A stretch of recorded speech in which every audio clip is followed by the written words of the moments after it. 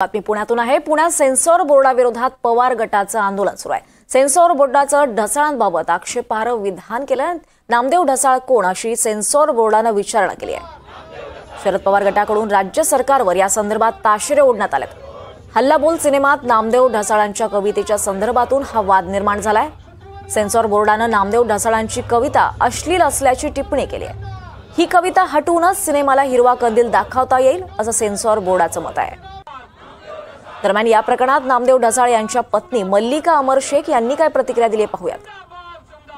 ही एका उद्दाम माणसाची दरपोक्ती की कोण आहे नामदेव ढसाळ हे अत्यंत यातनादायी आहे आणि अत्यंत म्हणजे पूर्ण महाराष्ट्राचा नाही सगळा मराठी याचा अपमान आहे हा।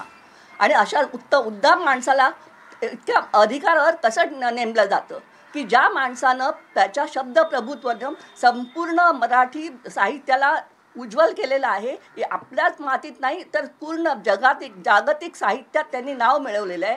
आपल्या मराठीचा झेंडा त्यांनी जगात लावलेला आहे। अशा माणसाचं नाव घेऊन तुम्ही अशा पद्धतीने अपमान करता आणि बोलता, त्या माणसाचं तातडीने निलंबन केलं पाहिजे आणि मी तीव्र शब्दात निषेध करते।